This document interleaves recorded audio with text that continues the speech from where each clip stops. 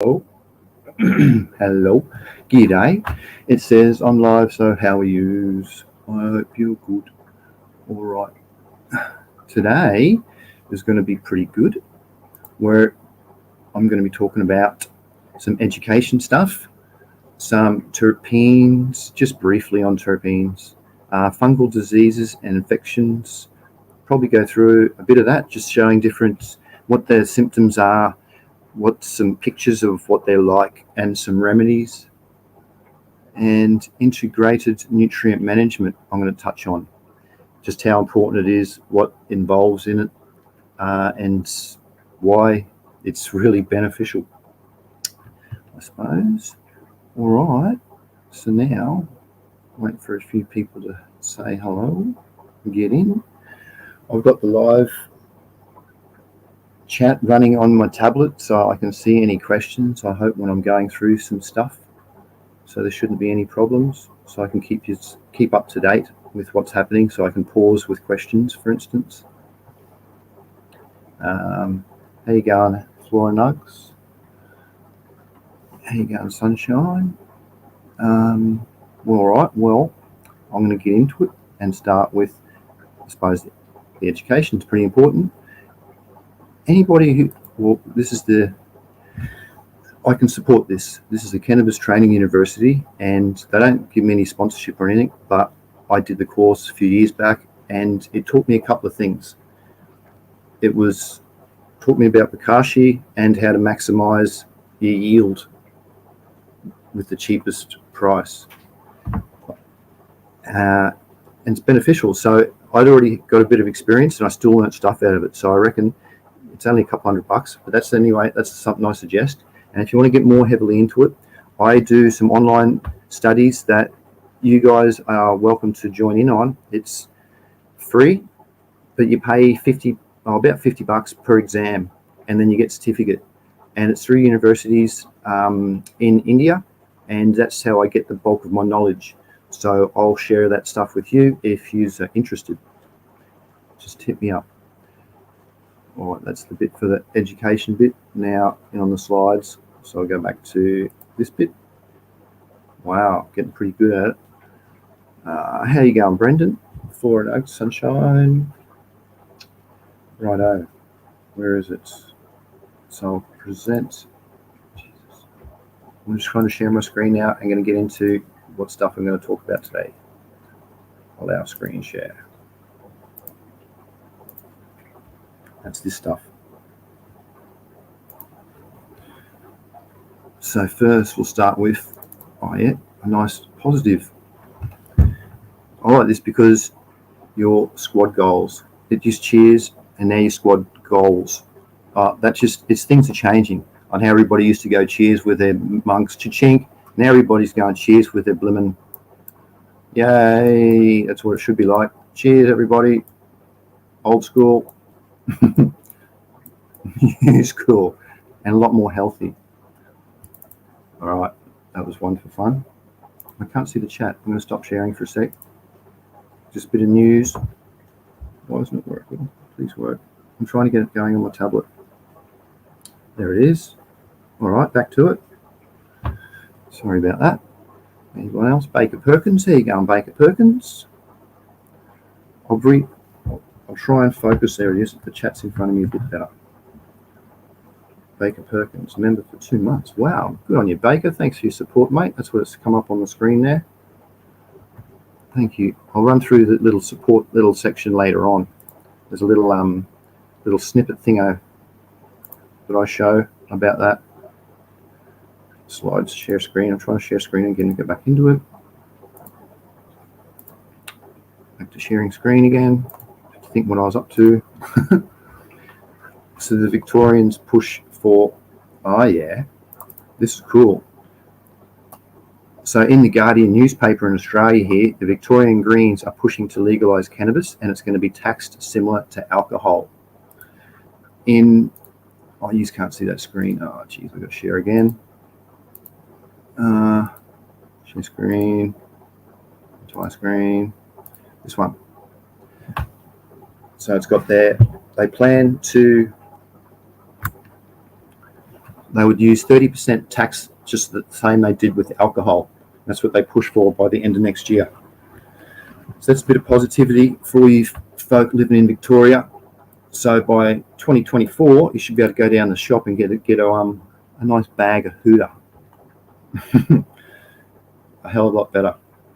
So yeah, that was the 9th of October 2022. All right, next. Geez. Positives. By the look, it says here. All cannabis is medical cannabis, and everyone who uses cannabis uses it for a medical reason, whether they know it or not. That is really, really cool, because otherwise, why do they smoke it? They smoke it, I want to get high. Yeah, well, their high might be relaxing. They know the word is high, but it's actually medicinal purposes that their body's absorbing. So that's cool. So I really like that little snippet. Oh, now I don't know where I'm up to. I'll just go with it. Oh yeah, this is pretty. Our planet has 2 lungs. One's green and one is blue. I thought, oh yeah, that's not bad. I'm a bit of a greenie environmentalist. I want to share that bit. Here's the weed growers kit. It's pretty funny. So this is like a funny version of it. So you got to get a master. You got to go on LinkedIn and get a master profile. This is like a comical version of what's happening at the moment. Why education is so important. Because yeah, I've met some people on LinkedIn that says anyway, I'm not going to put people down, but yes, this is so true. People claim that stuff they're not. Fake dreads until you grow it, man. You hire a guy and he calls himself Dr. Fungal. You name your first strain after your cat, Mr. OG Pickles. You decide to grow mushrooms because they live in poo. Okay? Obligation. Tattoo highlight here. Learn to love worms, and the suit you wear for your first interview on a weed blog will look like that fella. Wow, good load of him. Yeah, that's just a funny little thing, eh? And here's another reason for education is UK Police Commissioner says cannabis is as dangerous as heroin and crack cocaine. That's a person currently in politics. There's his face, and he said that. So this is another reason why education is so bloody important. Gee whiz. This is an edibles innovations, convergence to gummies, and shows how they've progressively gone up over the last few years. Can't remember why I really put this in. This is not really related that well. It's the sales in the US and Canada. Just shows how the amount of the market is moving towards edibles and not to smoking. That's because there's so many. Anyway, I'm not going to go on. Yeah, that's just what it says. Oh, what's this saying? 20 to 40% of global crops are lost each year due to pests. That's why I'm going to talk a little bit on fungal stuff soon. How you going, Vinny? G'day, Brendan. I already said hello to Brendan. Sorry. All right, into the fungal stuff. Oh, this is a bit technical. Actually, can I start on not so technical? Yes, everybody says. All right, there you go. Fungal diseases in plants. So you get rust, smuts, root and stem rot, and several different other things. I'm going to really skim through this. This is a shitload of information that I've tried to just briefly put in. Oh, look at my little picture up there. Hang on, I'm going to stop sharing and go to that one, to whole screen, settings, present. Brendan, new member. Oh, g'day, Brendan. Good on you, mate. Thanks for your support. I'll go in later on after we've finished when the Q&A at the end, and I'll make some people some moderators, to help out. So I'll do that later. Thanks again, Brendan and Baker and the other folk who have Sunshine and a couple others. Damn it, sorry. I'll keep doing this. Present. It's really hard to focus and try and keep you entertained at the same time. I hope my rain outside isn't too loud. Shit, what was up to? That's right, fungal diseases. Oh, look at these photos. That's right, it's the first one. So, hence, in this episode, morphology, pathogen biology of fungi, symptoms and beneficials, and the control of diseases. So there's 4 real types: obligates and facultative. That goes into it. I'm not going to start and explain that. A collection of hyphae is referred to as mycelium. The hyphae are filled with protoplasm, contains nuclei and other organelles. This is rust. It's an obligate parasite. Obligate means it has an obligation, it must do it, where facultative means it can do sort of both. It doesn't mean isn't obligated to do it. Pythium species, yeah, good. I'm going to skim through this a fair bit. Powdery mildew, biology of fungi. Now, there's more better bits up here. Aprozoa, the swollen tips of hyphae, allow fungi to mechanically and enzymatically go through plant tissue. So it's because of that aprozoria, or the swollen tips of the hyphae. That's how it moves through. So the endo is inside and ecto is out.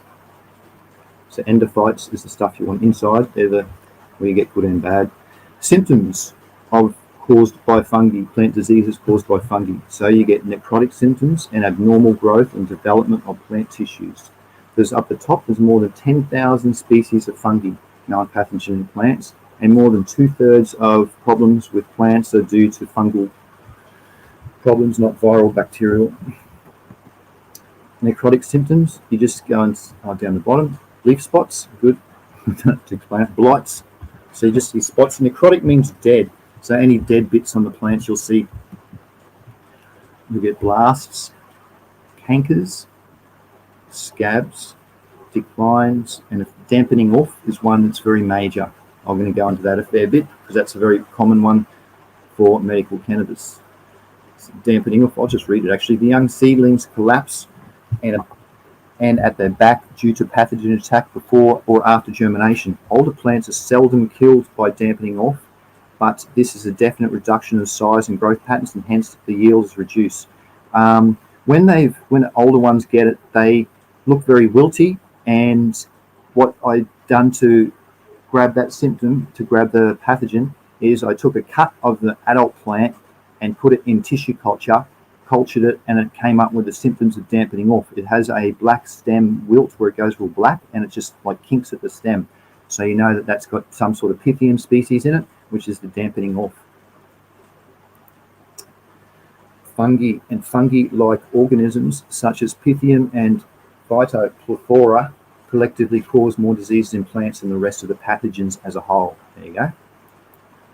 More than 10,000, read that before. Symptoms caused by fungal pathogens mainly differ from the symptoms caused by the rest of the pathogens. Oh, I better read the stuff. G'day, Baker. Vinny. Good job, Brendan. Critter. How you going, Critter? Just going through some fungi stuff at the moment. So that's the stuff I read before.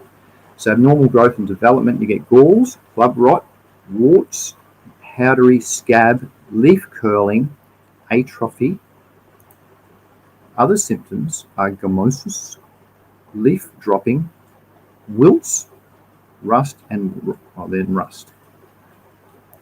Reason why I'm going through this fully fast is because there's a lot on this topic. I could really stop and go into it, but this is just to show you just a general what to look out for. So that's a rust spot from fungal pathogen in the order of Uridellinize. And see on the top there, you can see the little fungal seed it's produced. So that's a little round dot on the top. And then see the hyphae will be sticking out of the top of that. And then once it forms heaps of hyphae, that's the mycelium. Eudicot, no. Beneficial fungi, yes, you want some of this. Trichoderma is really good. I use Trichoderma hazarium. I'm not going to read all that. You can stop and read it if you really want. But it's just beneficial fungi are really, really good. Trichoderma hazarium. What else do I use? Rhizophagus regularis. And that's really about it. They're the two common ones that I mainly use. You can tell what your plant's got inside of it too with your you grab your stems, dry them out, and then put them back in the favourable conditions, which is above sort of 70%, 80% humidity, and then you'll see your seeds will grow at the end, and you can sprout the seeds and see what sort of fungi you got. Decaying dead plant material, converting themselves into nutrients absorbed by them. The mycorrhizae appear to be highly beneficial, often necessary. All right. Control. Here's how to control it. So, genetic host resistance. Yeah, it's always good to get fungal resistant genetics for sure. Anyone in chat?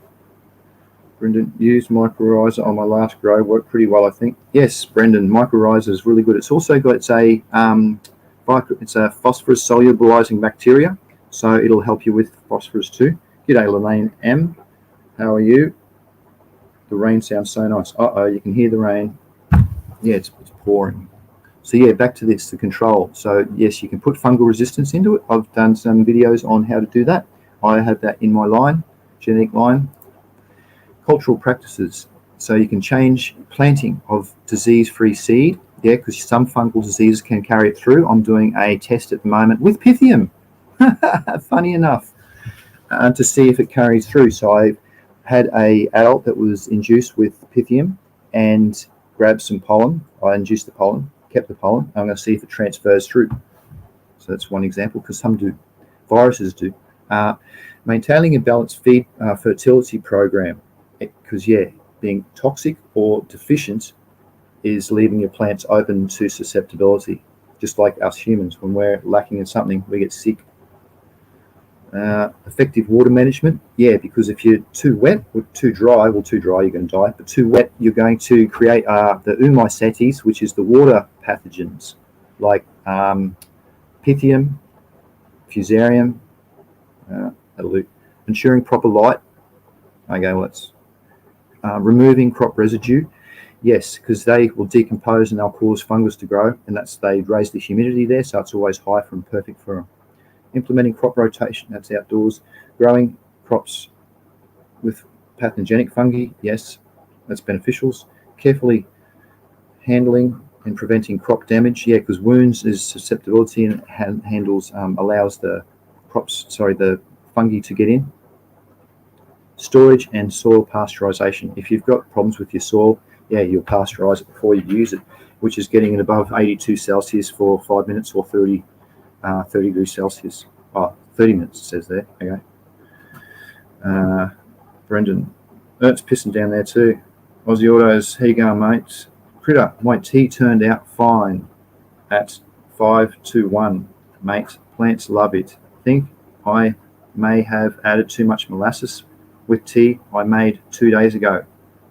Yes, Critter. I use a fingernail of molasses, unsulfured molasses, to about 5 litres or 1 gallon. Not sure where you are, Critter. So back to the fungi thing. Chemical applications. Don't use bloody chemicals. Use the bios. If you have to use chemicals, you're going to kill all the good fungicides, all your good stuff as well. So this is an absolute worst case scenario. So there's a few different soil drenches you can do. You can use botanicals. You can use neem. There's other different hypoaspis. There's different bacteria you can get, like hypoaspis, that really help you with different things. Conclusion. The common names of plant diseases often refer to the sympathetic. Okay. If you can identify the symptoms as blight or wilt, you may often be successful, take steps to limit the disease. So once you get them, we'll go into a different section here. Actually, no, it's this one first. Remember I talked about the humidity? Actually, no, I'll come back on that. Once you get them, you'll see the symptoms. And then you'll put into, for instance, Google, if you're not hooked up with me or with your friends or whatever, you'll Google yellow dots on leaf. Look up here for Septoria. Look behind Septoria. So if I had this, I'd go yellow chlorosis dots on leaf and put it into Google Images, and then it'll come up with heaps of stuff. Identify what you have, see what people have, make sure it's a scientific link and not we'll go off the scientific, WikiLinks, Research, Science Direct, all different types of ones like that, agricultural classes. And then you'll be able to identify what you have. And then you'll go and put in what biological control or symptoms they can be controlled at. And then you'll go what symptoms they like. so you'll know what you're working with and what to work against. Righto, back to it. Septoria, this is just skim through. This is what they look like. So, yep, temperature thing and humidity thing is most of these problems. This is how to get rid of it. I'm not going to go at how to get rid of it. Fusarium wilt, it wilts. So you'll see your plant will just hang over and wilt. That's a very far late version of it. But you see they're drooping even though they've got water in it. That's something that's going on at the substrate. So you lift your pot or check to make sure your water isn't too high. You've got a drainage problem. You might get these vascular problems that occur on the top of the stem that you'll see. All right, next one, ventriculum wilt. It's another type of a wilting. Early blight, no, that's around the dots that you get. There they are. So that's the necrosis around the outside and it's died in the middle. So it just slowly gets worse. So you want to pluck them leaves off. That might be a... Oh, no, I'm not going to go into that. Some other symptoms.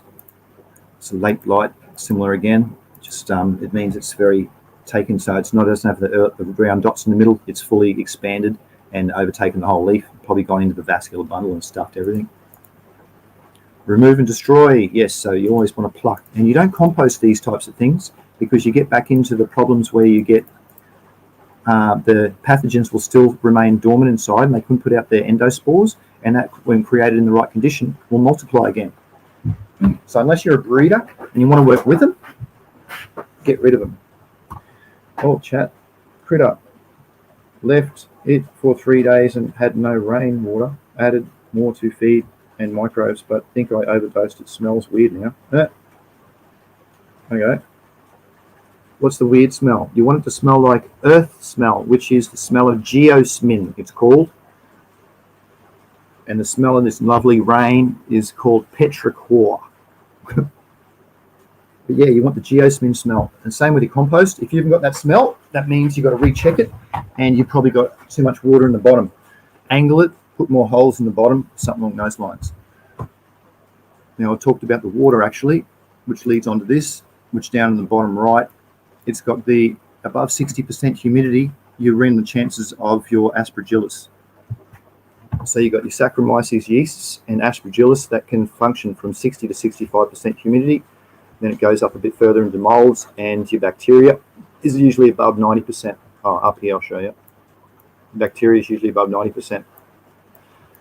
So yeah, anything above 65, 60 I sort of go, okay, or 65 I really watch. And I do IPM by putting compost teas and beneficials on a spray when the leaves when flipping.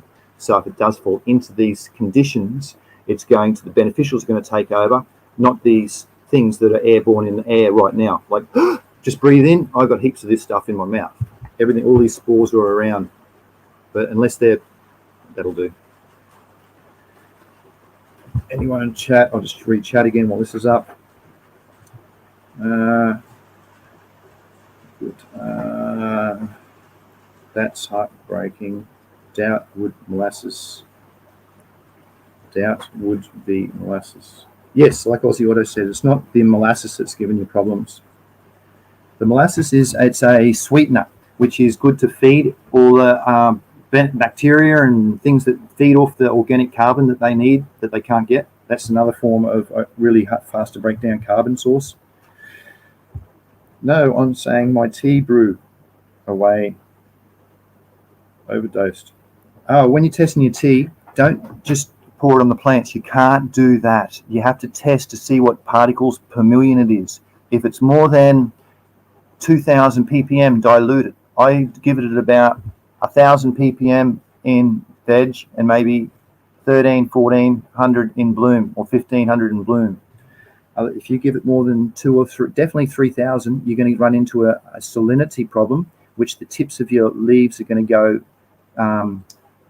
burnt, necrotic, and you might get chlorosis, and that's because you've got a salinity problem where the salts are too high. Test for this by putting runoff in through, collecting the runoff and testing it.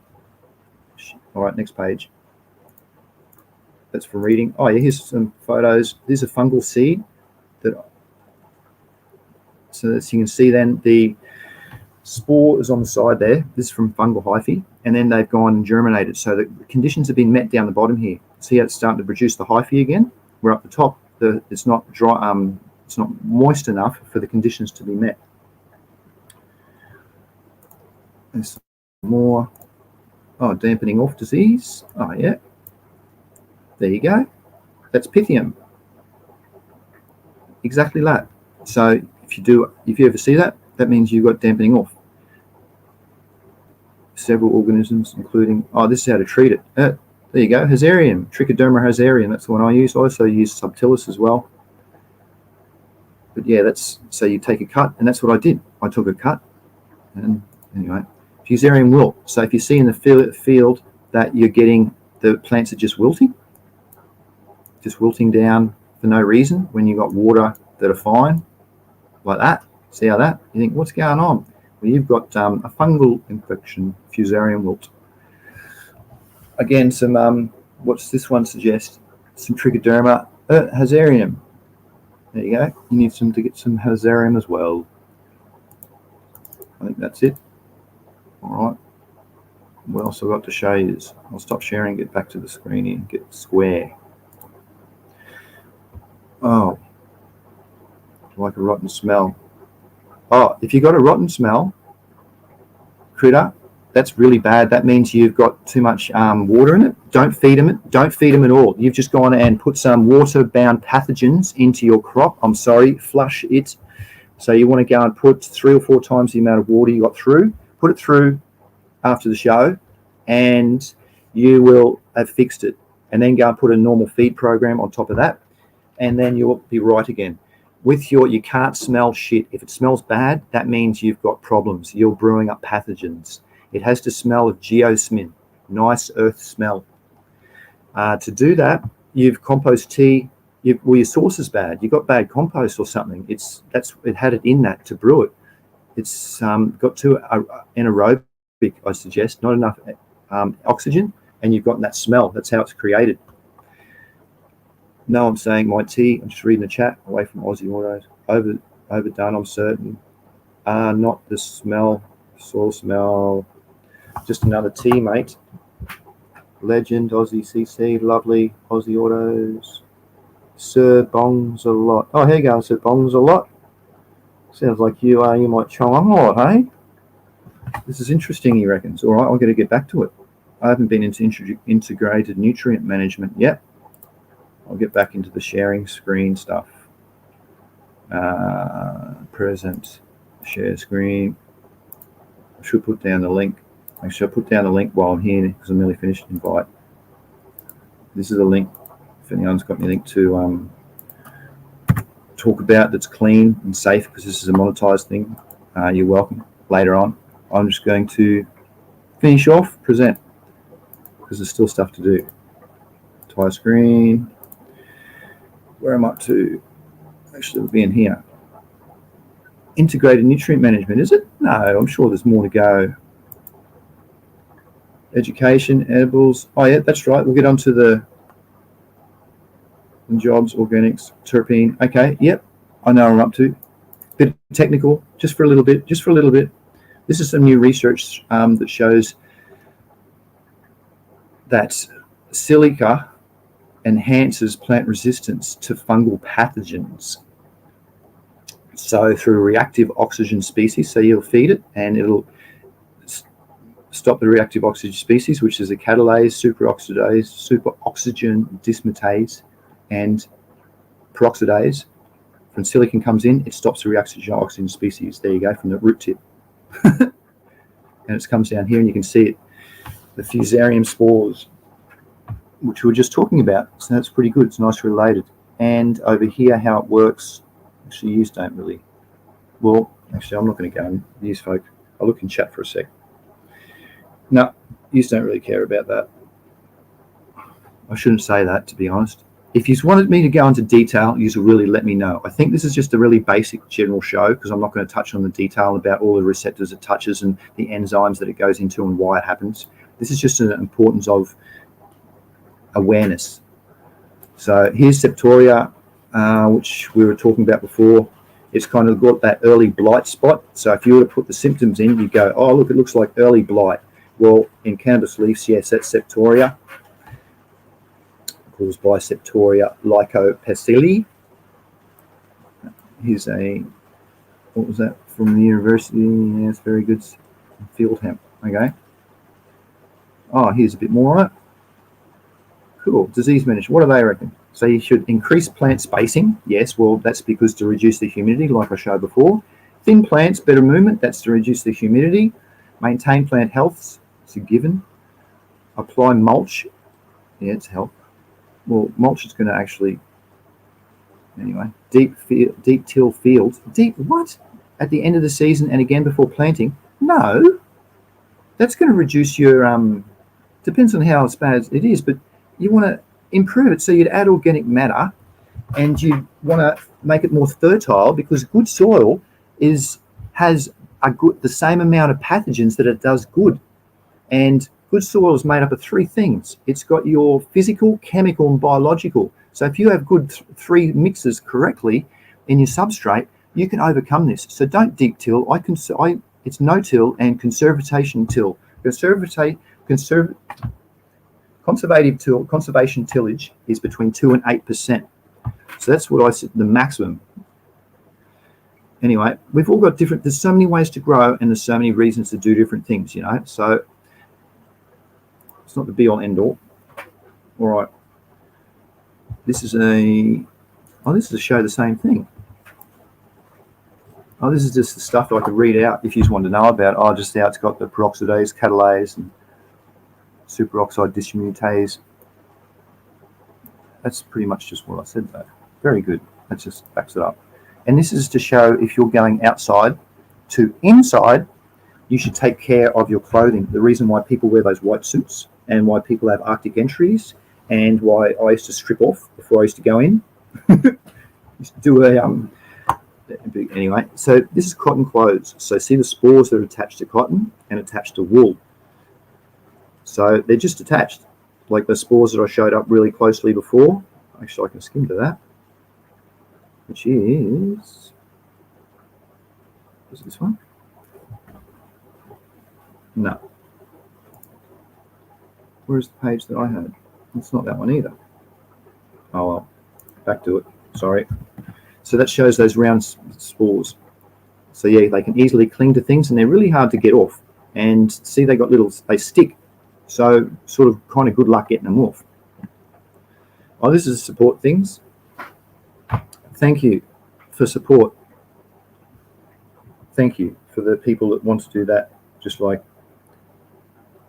oh shit, Brendan did before.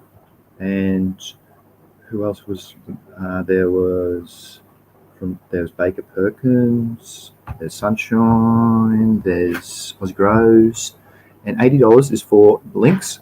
So if you want to get some private links that I've put in, there's about a dozen of them from other courses that I've done.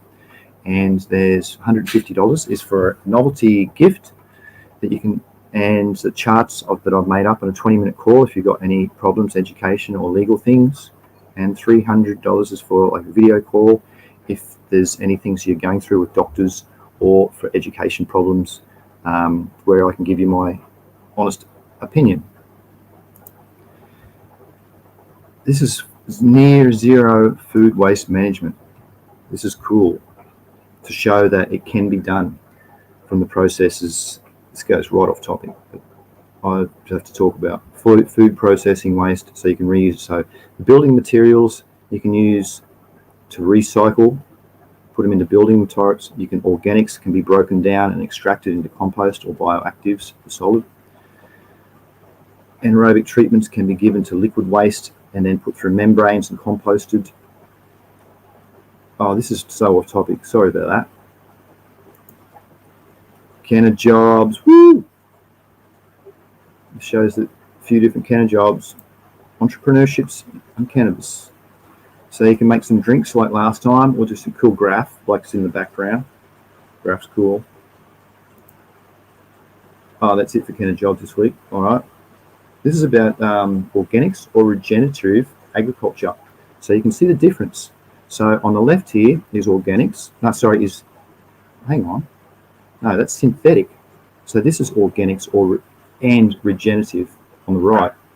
So on the left, you can see from constantly tilling up, and this is what I'm going to go through soon with integrated nutrient management. I'm going to show some really good studies on why your land ends up like on the left. If you're going to continue the agricultural practices that's been suggested with your NPKs and your pesticides and herbicides, or you can go to the new organics with integrated nutrient management, precision cropping, and go adopt the more organic style with biologicals and rejuvenate it, keep it established. So the next time it goes on.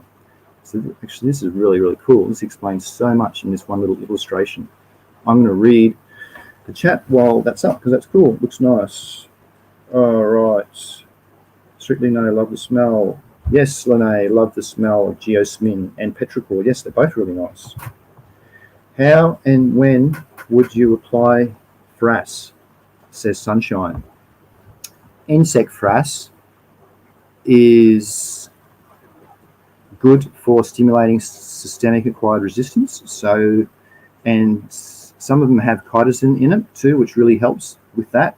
And chitosan's a natural, it's not a natural hormone. It kind of acts like it, like an amino type thing. So I put a little bit into my, because it's frass, so it's insect frass. It's got the droppings and the waste of the insects. So it might have microbes in it. So I'll culture some of that too. I don't mind putting that into a tea, a little tiny bit. I'll put it into a blend, usually in flour. I'll use it, not so much. I might use it only a couple of times in veg. I hope that answers your question, Sunshine. Green Bicycles, g'day mate, how's it going? We're going to chat soon, Green Bicycles. Green Bikes, yes. Aussie Auto Sunshine just messaged you about my frass. Every week, start a flower. Yep, Aussie Autos uses it in flour too. Good on you. Support this man. Thanks for your questions. Oh, this is a pretty rad thing for terpenes. So I'll come back to that actually. I love studies and research. So terpenes. So they're much more than aromatic compounds. They have so many beneficial products in them, it's not funny. So there's more than 20,000 different types of terpenes. And in our plants, we've probably got a couple of hundred different types just on the same one. And they all vary within each one. That's why we get all these different effects from it. It goes in here about the isoprene units on how, the carbon units on how they're rated, like I've talked about a fair bit. And when you combine, this is the entourage effect, when you combine cannabinoids with terpenes, that gives you an entourage effect. That's why from each cultivar you get different and varying effects greatly, because it's to do with the terpenes. Because usually the cannabinoids are all the same, they don't change much, but the terpenes change massively. And yeah, they've got so many therapeutic issues, anti this, anti that, pain, there's all sorts, and you guys already know about terpenes, so I'm not going to go into any more detail. This is the primary terpenes. Yes, carotene, pain, humulene, limonene, and you can get all of these. These just aren't from cannabis. These are all from, like, little is from, what's that purple stuff? Lavender. Oh, look, ocimene, that's one of our lowest volatile terpenes, volatile at 50 Celsius or about 140 Fahrenheit. So if you want to get its good properties, you want to make sure you consider that in your equations. And now back to this rad thing. This is a experiment that is being conducted at present with, they're capturing the terpenes in there from morning, afternoon and evening, and they're seeing which is the highest and the lowest. So the study's been conducted on it to see when is the optimal time to harvest. How rad. God, I love doing this sort of stuff. So soon might be able to know a better time to harvest. All right, now that's it. So I think it's integrated nutrient management. I'll look for the questions. Green bikes, Aussie Autos, Critter. I'm thinking I may have stuffed that my tea up by adding Bokashi one. Only one thing I did this time apart. No, Bokashi one's rad. Critter, I use Bokashi one. It's a fermented grain that's been soaked with beneficial inoculants, and it's a compost starter. So it's got a lot of beneficials in there and great for your teas. You don't want to use more than, well, you ppm it. So when you put it in, ppm, that gives you just a rough indication on how things are going. Because it'll start out at maybe, I like starting my mix at about sort of 500-600 with the mix, and then it'll grow and expand to about 1,000 ppm. That's what I like my teas to do. Approximate. They all change because I might use different inoculants. I'll use some compost tea, and that might have different blends in it. I can use different amounts of things, so that all varies, but that's an approximate what's going on. So that helps Critter. Aussie Autos. I've only used Bokashi building my soil, never used in teas, but should say how I use it in a tea. Yeah, it's really good, mate. It's just more beneficials, that's all. And the oxygen aerates it, so it gets rid of all the pathogens that are anaerobic. That's some scientific. Thanks, Brendan. Aussie Autos, you have liquid? No, it's just liquid. It's grain Bokashi. Liquid Bokashi is an absolute rip-off. Don't buy liquid Bokashi because the microbes, they're only active. What is it? It's 3 days for compost tea and 90 to 105 days for vermicastings. They're their expiry dates. Approximately that. Because with your compost, if you buy stuff that's in a sealed bottle, there's no oxygen circulating through it. All the microbes are going to use up that oxygen very fast, leaving it to be anaerobic. So be careful with buying stuff like that. All right, I'm going to get off this. Mick S., how you going, buddy? Nice to see you. I only ever had Bokashi dry amendment. Yeah, oh, cool. Yeah, CC, just a quick tip. Read up on it. I never gotten liquid. Oh, yeah, cool. All right, now we're into the last bit, integrated nutrient management. Where's it showing a thing out? This one. Integrated nutrient management. Maintenance of soil fertility and plant nutrient supply to the optimum level for sustaining the desired crop productivity through optimization of the benefits from all possible sources of plant nutrients in an integrated manner. Precision cropping to the max. What have I got down here? These are the stuff that you want to use. Yeah, believe it or not, inorganic fertilizers, very little. You have to do your math very well, but it's lots of organic manures, green manures, and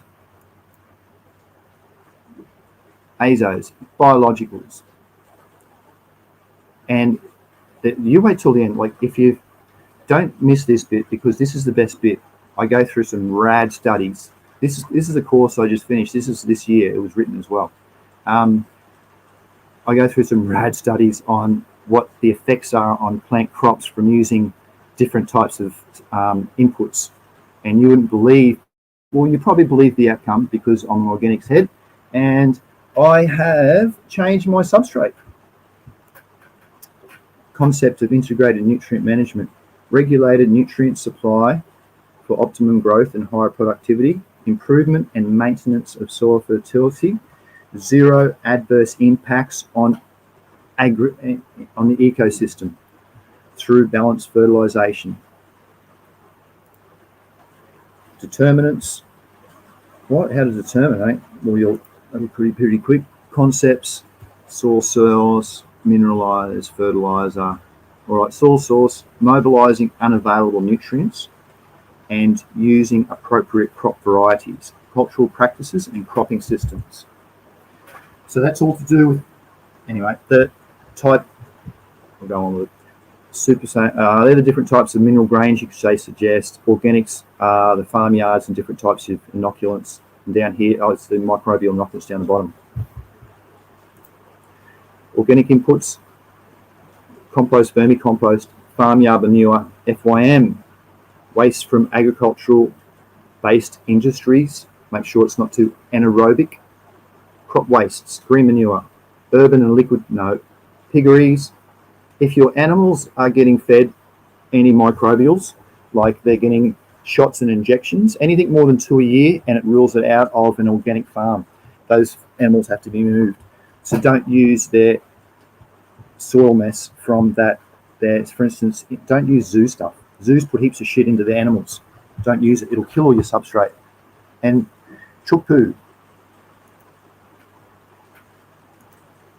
Long-term effects. Yeah, down the bottom. Impact of balanced fertilization of soil health. Gives soil health, gives plant health, and therefore gives good human health and sustainability for the paddocks to use forever. Recall, balanced nutrition refers to the application of essential plant nutrients. Thanks for reading and taking over for me. The main objectives are to reduce the gap between nutrients and harvested, to improve physical and chemical properties of soil, to make soil healthy and provide balanced nutrition, to reduce the ill effects of continuous use of major nutrients, to increase the fertilizer use efficiency and improve economical status. Right into the studies. Fertilizers and lime, no. Effects on CC. All right, this is one. So you know your cation exchange capacity is very, very important. It's to do with cycling nutrients and holding on to the available nutrients that are required, not leaching out the ones that you want, etc. And that will allow good soil cycling. So here you can see they've gone and added farmyard manure with NPK, just NPK and farmyard manure. What? Oh, because the NPK content was different. All right. And then just T8 is just only farmyard manure at 20 tonnes. So it's double. Look at the results. Farmyard manure beats NPK. What I've gone in my substrates is I've gone and used 25% farmyard manure now. So I've sourced it from, I've been sourcing it for a while from kangaroo poo, but I'm specifically putting in at that ratio. This is the cumulative effects over 10 years of intensive cropping. So you can see a control down here. This is just with nitrogen. This is just nitrogen, potassium. Right up here with farmyard manure, look, because it improved its cation exchange and the soil conditioning and held onto all its nutrients a lot better and retains it for the future. Because remember, in the first year, 2 to 5% of your potassium, no, of your nitrogen is available. Then 45% of your phosphorus is retained in the soil and not used. So if you can hold on to all those, somehow you're basically feeding it for free. The effects of fertilizer over 10 years, that was just shown. Farmyard manure helps soil properties after the 20th rice season, 10th year. Okay, so 2 crops per year. There's one that goes a bit further to show, oh, this is with green manure. Yep, that's with green manure. With your green manure, you want to bury it because it'll volatiles and release a lot of the ammonium back into the ammonia. The ammonium will change from ammonium to ammonia and get volatiles off into the atmosphere through, is that nitrosomus does that? Is it nitrosomus? Yep, nitrosomus. This is the bacteria that does that. This is the effects of fertilizer, farmyard manure, and bios on the phosphorylizing, solubilizing bacteria and azobacteria, which is nitrogen bacteria in the rhizosphere. So you can see from just NPKs, they get 9. From farmyard manure, they improve it. They get heaps more. Oh, wow, look at that. The azos went down. So the NPKs, and the reason why that is because the azos colony forming units times 10 to the power of 4. So that went up because they were supplied nitrogen, where this one they weren't supplied nitrogen. Because azos are nitrogen fixing bacteria, so if they supply it, they're going to multiply more. Oh, here's the one. This is nearly finished, guys. I should be reading shit, sorry. I'll just go up and read before I say this. Fratel, how you going, Fratel? Megan Thompson, g'day, Megan. Gear Changer, how you going, Gear Changer? Monty, what's happening, mate? No real questions. I just went down and what AussyCC does super live soil give you better terps? or is it in my head? You're correct, my friend. It's called the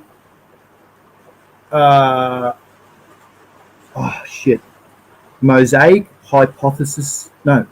Oh no. It's the something balanced hypothesis potential. Mosaic, isn't it? No. But I got a paper on it that says you're correct. The reason being is because when you bottle feed it, it's being bottle fed by synthetics. And this is the last slide, actually. How about I'll finish this, then I'll explain that, and then it might come to me what the paper is. I'll try again. So this is, look, 31 years this has been tested for. So we've tested here with the NPKs, and then we've got the NPK farmyard manure, then just the bios. So only biological fertilizer, so it's just bios, beneficials were added. Like your subtilis, your axos, your different ones that are really beneficial, phosphorus solubilizing bacteria. And look at that, it won out of the best. The bulk density in the soil is no, it didn't. It's the highest. It should be low. Okay. Wow. It's good weed. Woohoo. All right. Reset. The yellow is yellow for a reason. NPKs plus farmyard manure. It got the best bulk density because of the farmyard manure. The bulk density is how compacted the soil is, and you don't want it compacted at all. So the more compacted it is, the more shit it is, and the more less oxygen is going to be in there, and things can cycle. And your hydraulic conductivity is the amount of water that can percolate through, so that want that high, so that's good. So your farmyard manure really does that. I think that's it. That's it. So now we can get back to the question. Stop sharing. Put this on the screen. All right. So see, it does super living soil, but it's the genetic mosaicism differential hypothesis. Hang on. No, it's not. No. Genetic differential balance hypothesis. There you go. Balance hypothesis. Damn it. It's not going to mean much, but that's what the name of the paper, I can't remember it. And it says in it that Aussie Autos about the improvement of your organics will improve your terpene profile because the plant's not being gifted. When you're feeding it bottle feed like synthetics, it can sit there and just be like, imagine a chook in a cage that's been fed. It can't walk, do anything. It's just fed. It still does good eggs. Remember the chicken shit. So where it's walked around, where if you're bottle feeding it by that, you've got to give it pesticides, organics, your pesticides and herbicides, so it's not really functioning the best. It doesn't have to put out the terpenes to defend itself, because the terpenes are in the secondary metabolite profile, and that's to defend itself. So that's why plants do that. And if you're bottle feeding it, it's got no chance in putting them out because you're killing everything off for it. Hope that helps, mate. Oh, we've got some dickheads. Tinder. Fuck off with your shit. Quit using block user. Thanks for your support, though. Awesome, Aussie Autos. Microbes increase the cell count in the leaves, I've heard, Fratel says. Microbes increase the cell count in leaves. Microbes increase the cell count. The size of the cells in your leaves. I don't know about that one. I'm not saying it's false, but I haven't heard that, Fratel. There's nothing to say it's not wrong. Can SS Live also increase CBD? Can something, maybe soil, can living soil also increase the THC CBD? Well, possibly, because they're in the secondary metabolite profile. So if those pathways are initiated, they should produce more. So if they're struggling more, for instance, what's the pathway of the trichomes? It's not salicylic acid, jasmonic acid. That's the terpene profile. But yes, I would think so. Yes, mate. I'm talking about 1 or 2% too. to the connoisseur would know, but to the average person, they probably wouldn't know. They'll just know it's stinky radness. And to the connoisseur, it smokes shitloads each day, like myself, we could tell the difference. Like there's one at the, I'm not going to tell you my stuff. Nice, frat. From experience, it did, but I thought I would ask the man. Oh, there you go. He agrees as well. Don't think we'll increase THC, but this will. Yeah, to bring out its genetic potential, you want the plant to be grown and be given its best. That the THC and the CBD, mind you, is a secondary metabolite, but if it's deficient in anything, you're not going to get the best out of it. And it depends what type of cultivar you have too. You could have one that's genetic, has a mutant mutant cannabinoid gene that from starving it, it's going to produce more, as an example. And Australian bastard weed's prevalent, so who knows? Monty, that's why you stick to the track on your farm, so you don't compact your soil. Yeah. Hey, do you know there's some cool things you can hook onto the back? They use moped bikes or electric bikes now, and they're good for ploughing up or for doing farm work. It's got a lower footprint, because yeah, compaction sucks. You don't really want that. If you have to put out too much farmyard manure to get it back in, and that takes probably a season. I'll be back. Just messaging best adult site. Don't message him. I'm saying thanks to them. At least they give me messages and they're trying. They're another watcher, mate. Good on them. Cheers, CC. That makes complete sense. Good on you, Aussie Autos. I'm glad I can help somebody. Gives me more info now when I'm telling people you get better terps from living soil. Oh yeah, there's a paper written on it. It's fuck. I'm not going to try and remember it again. I got the info from the video. Feed the soil, not plant. I can put this up. It's all about biology. Yeah. Well, a lot of people. I don't mean to be rude, but I study the science at the universities. Like the course I just showed you was from 2022. So I don't believe what a lot of people say these days, unless they're really showing how it happens in the science process. There's so much bro science out there, and it really, really sucks. It's let this industry down massively and really prompted me to go back and study, because I was sick of hearing misconcepting things and is this right? I wasn't sure. And now I just put stuff to the test and found a lot of stuff out. So I'm not saying John, because John Bruffello, he's from Canada, he's a really talented fella. But I just have no idea on it, mate. What's this? Aussie Auto. A micro company called that proclaimed they hit 9 fucking %. Oh, well, that's very high. Good on them. 9%. Wow, that's pretty high. Would love to check the terp content on my wedding glue. Oh yeah. Actually, shouldn't be putting that up. Aussie Autos. John is a sick lad, but it's his biologist friend talking. Oh, yeah. Oh, it's hard to say. All right, guys. Is there any other? I think we've been through everything today. Oh, what's this stuff? Oh, look, here's a bit of a glossary. That's right. I better show that too. Just to complete the whole thing on fungal problems. It's this thing here. It says the glossary on just some of the diseases and their names. So I'm not going to read them out by no chance. But there you go. There's a few of them. Insect feeding injury. It is also a symptom used in a diagnosis, but not a symptom of disease. Oh, wow. Very good. There you go. Dormancy, resting state. Which, oh, okay. Oh, yep, spores. Yeah, that's how they rest, the little spores. They wait till they reach their favourable conditions to sprout again. Mycorrhiza, mycelium, very good. All right, that's about it. That was what we talked about today. What I talked about was, that's the link if anyone wants to ask any video questions or anything. We'd love to check the terp count. Aussie Autos, yes.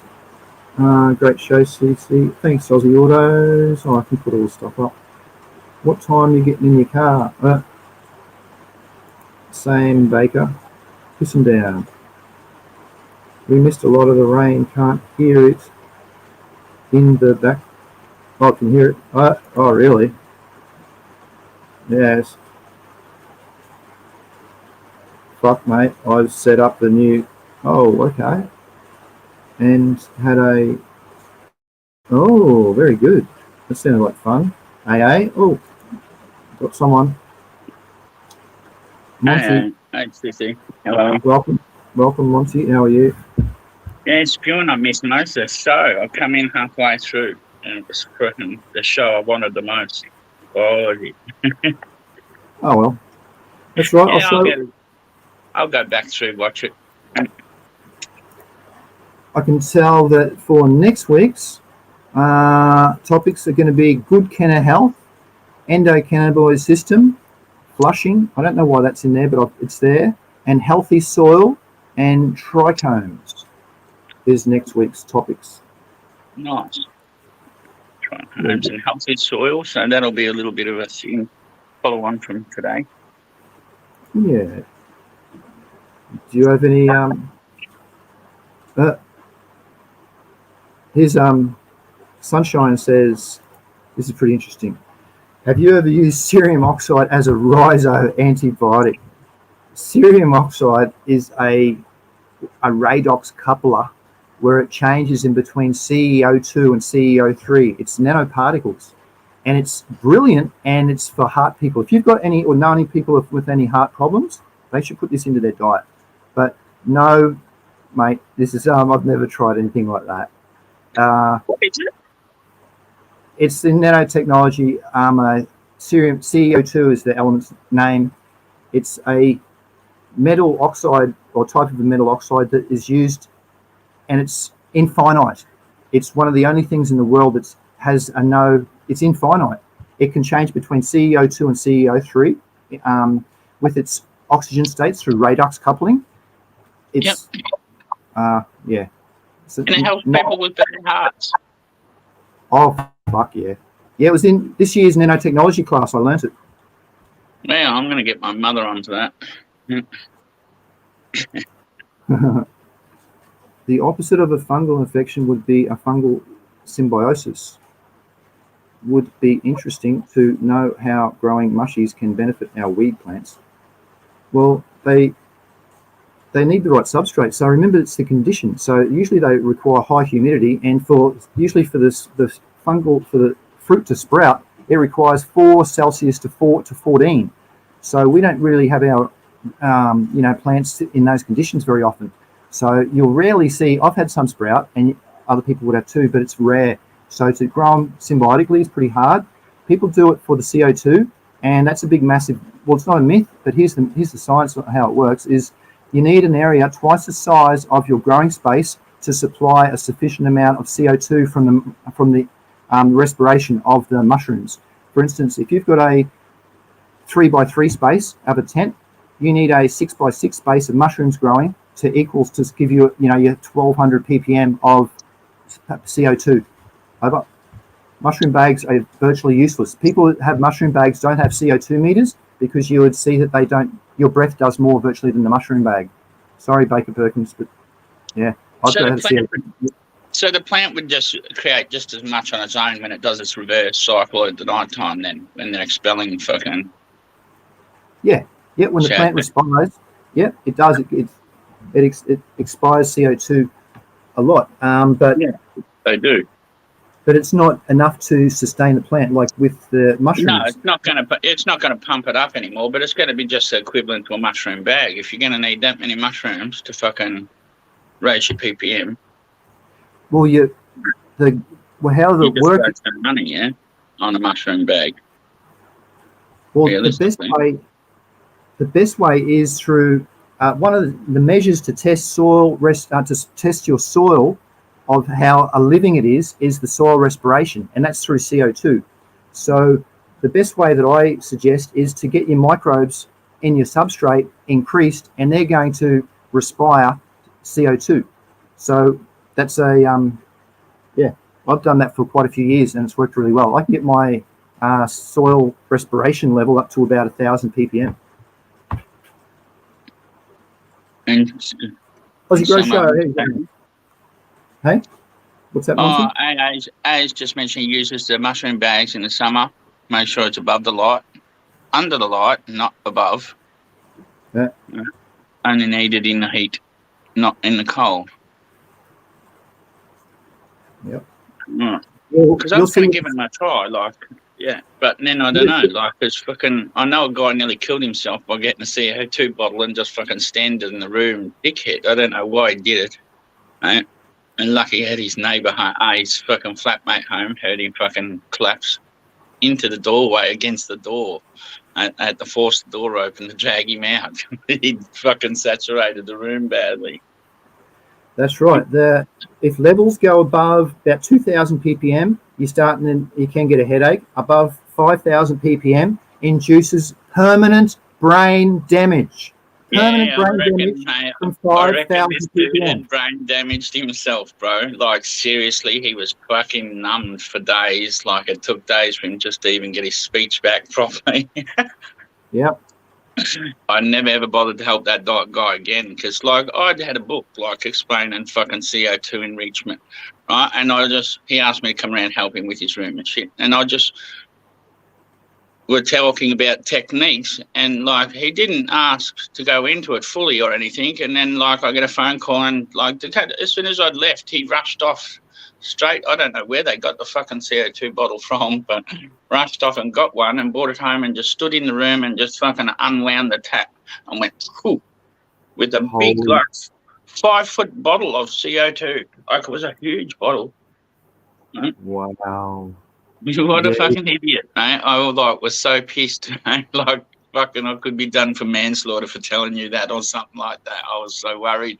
I'm not helping you ever again, motherfucker. Please be aware, I really promote safe uses. I've actually a qualified safety inspector as well, and I only promote safe things to do and to give to your plants in the soil, etc. too. So if you're using CO2, really get a CO2 meter first. They're only about $100. You can actually get them for $50 now. Really do that. What's that, Monty? I'm backing that, mate. I'm just saying, I second that and get a CO2 meter. It's something not to be messed around with, like, at all. CO2 is a valuable input because 3 of your elements, of your 19 elements, come from the air, and carbon is one of them. And then it's hydrogen and oxygen is the other 2. They make up 95% of the plant of requirements, its nutrient requirements.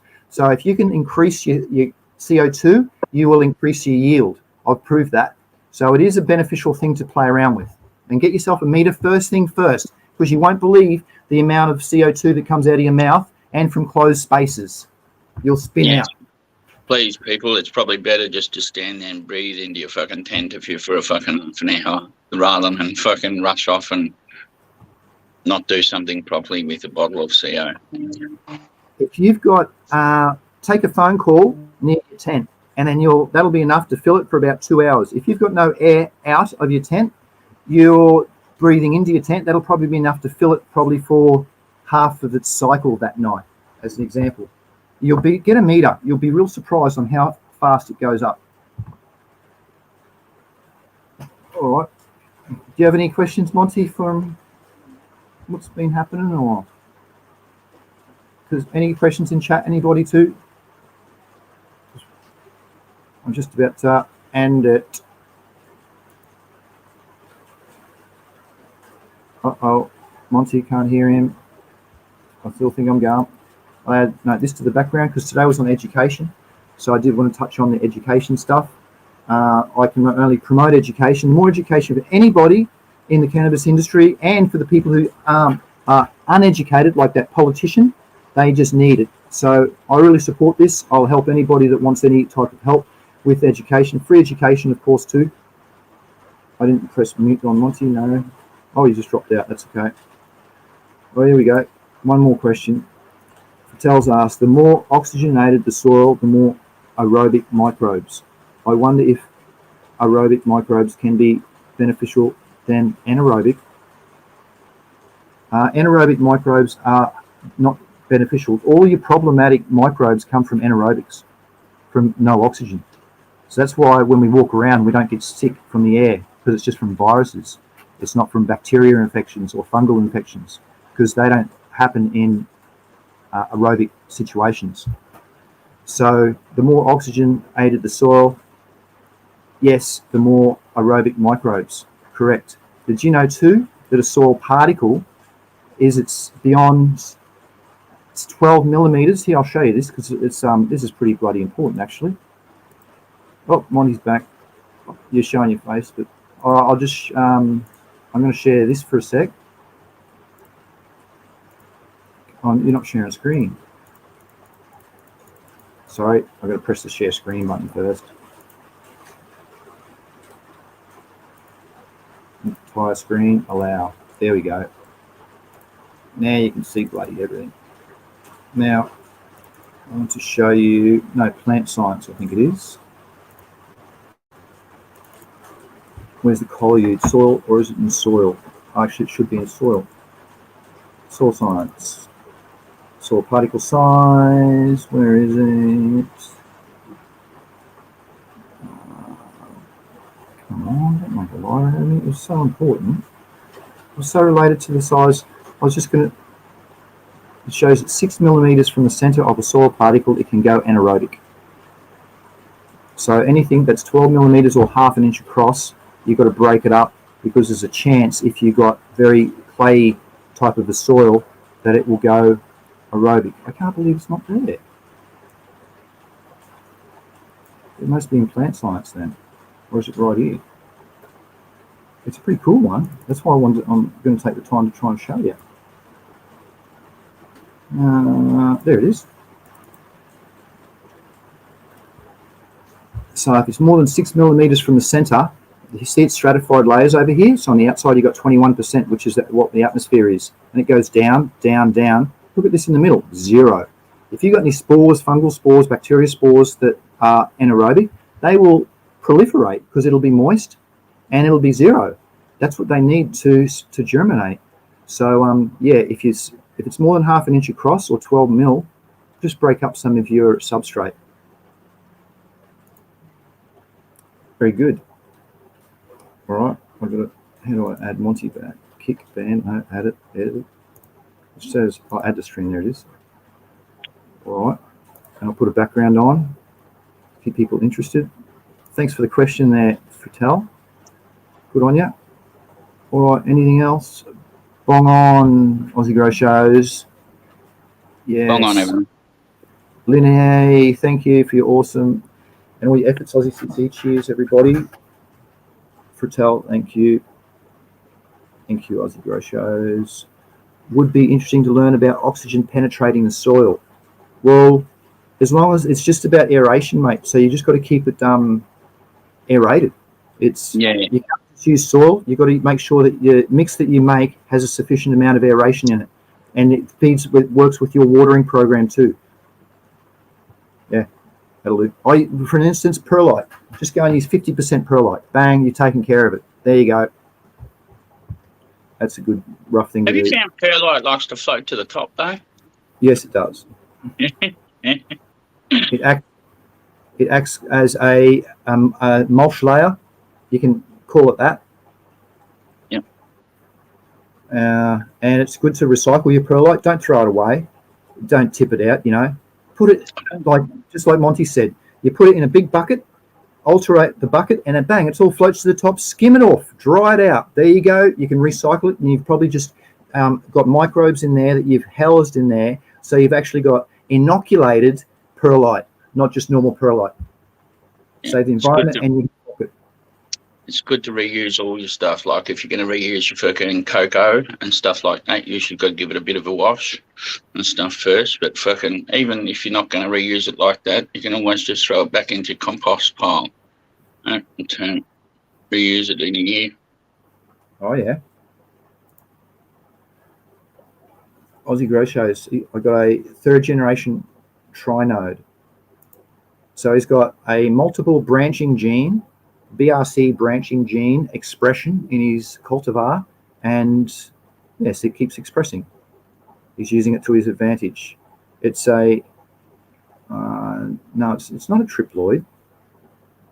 Triploids to do with the chromosomes.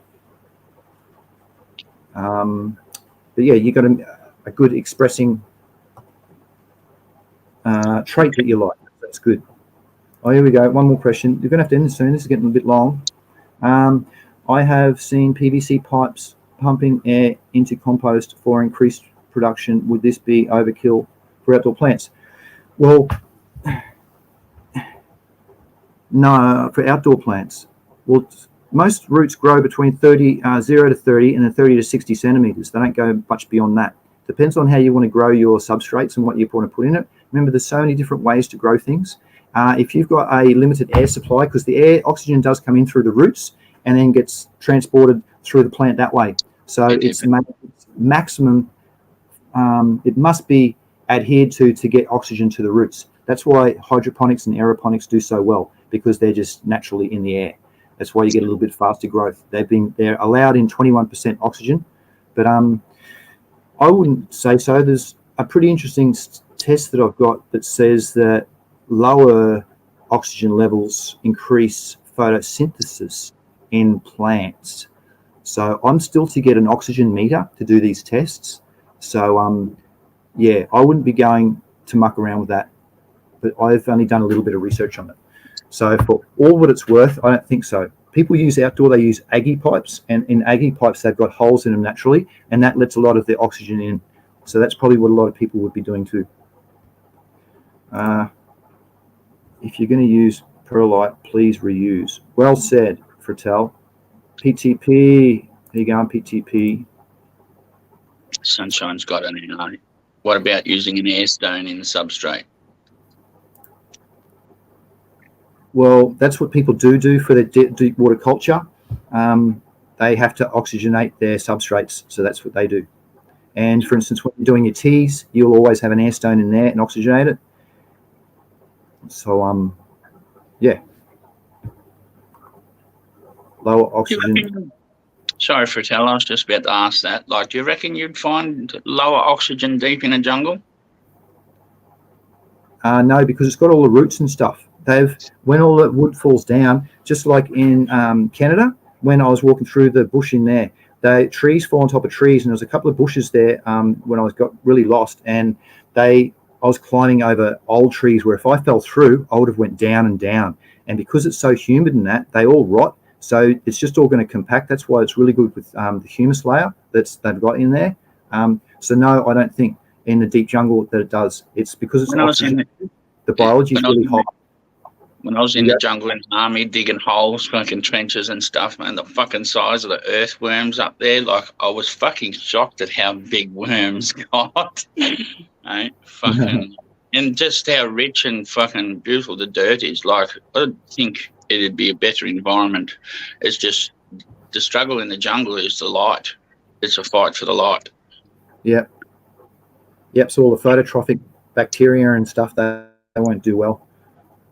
You heard so fucking, it's funny when you see a big tree get knocked over by a cyclone, fucking the amount of colonisation that goes under that fucking where that light has been let in. And it's a fight. Every fucking plant is trying to kill out everyone else because they want it. Yeah.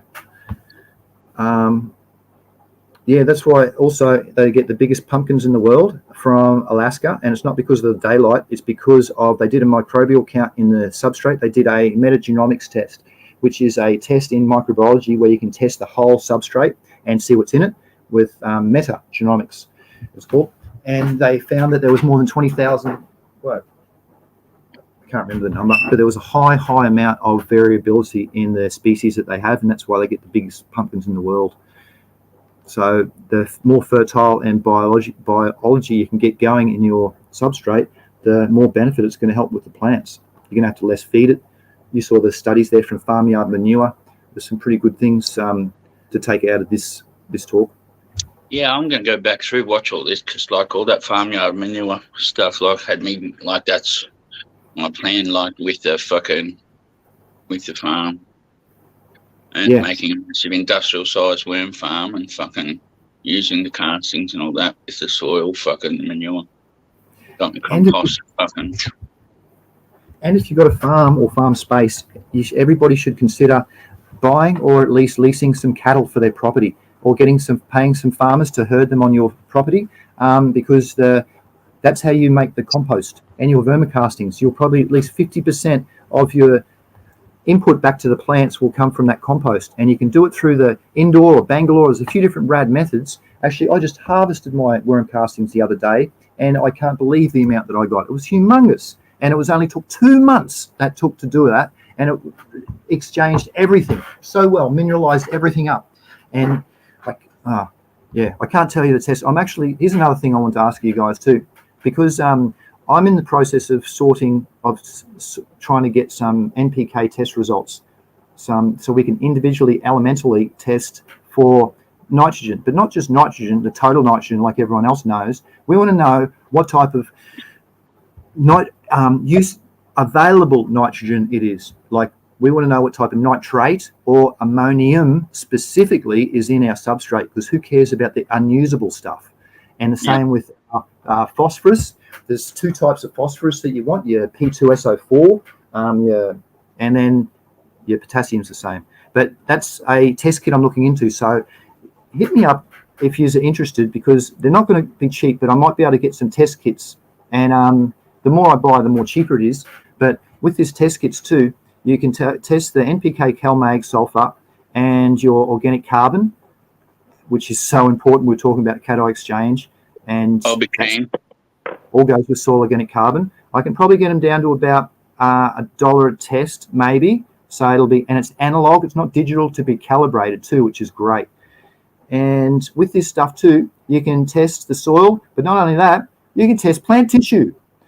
So at certain stages, you're not just using a bloody bricks meter now, like it's just so old school. You can grab and you clean the tissue, you clean the leaf, you'll dry it, grind it, put it in a solution, and it'll tell you what elements are in it to the specific amount, so you know how much your cultivar is absorbing. This is the level that I'm at, but I don't have the device to do it yet. So if you guys, the test kit might be, this is really roughly, might be 300 at a rough guess, but that will get you 50 tests of each element, of each of those NPK, CalMag, sulfur, and soil organic carbon. So if anyone's interested, let me know. Or I have to get back to answer some questions, because we end up. This is so long. Monty is interested. Right, one person. The grouse. All right, Brendan, I'm going to really finish. There's blokes in Adelaide here that do outdoor craddy. Never heard of craddy, sorry. 7 times weren't. Have you experimented with biochar? Biochar is, well, if you do the recycling of the perlite, for instance, which will allow all the bark and the different types of things to float to the top, you won't really have to use biochar. Biochar is a pyrolytic charcoal that is activated through heat and allows microbes to really get established inside of it, and it also helps with bulk density, because it adds soil porosity with its air spaces. So it's a must for using organics, but you can nearly replicate it by doing what Monty said before and washing your perlite. Over. Has anyone experimented with biochar? Yes, I had biochar. Yeah, there you go. I hope that helps. Yep. It's another good tool in the kit, but you can nearly make it. Anyway, yes, it's very helpful is the word. Right. That's it. I think we've finished today. Thanks, everybody. Save your questions up till next week. Thank you, everybody. Yes, Monty, do you have anything you'd like to say to anybody? No, I'm good. Thank you, SCC, for dropping the knowledge and other fucking knowledge bomb this week. No worries, mate. Thanks, everybody, for turning up. Without you guys in chat, it wouldn't be a show. So I so appreciate it so very much. With all your questions too. But it also helps me reiterate my knowledge, because I'm not a computer. I do get things wrong. So by reestablishing it, asking questions, bang, I can refresh my memory. So you help me too. Thank you. And to the people that subscribe, thank you again, because that's going to help in the long run, because I don't really get paid for any of this. I don't do anything illegal or anything like that. putting a lot of effort in and not getting anything back. So I do appreciate the little bits that people help. I get help from seeing you guys and helping people in general, knowing that a few people were clarified in a few points today. That actually helps me, so it's really cool. It's good on you. So I'll be back here next week, same time. Probably definitely won't go as long. Oh, next week, I got exams next weekend. So next show is going to be very short, I presume. I got 4 exams next weekend. It's going to be so full on. Woohoo! Good luck. Thanks, mate. I'll be right. It'll be fun. So, yeah. All right. Well, thanks everybody for turning up. Happy breeding, happy growing, and good health to you all. Goodbye.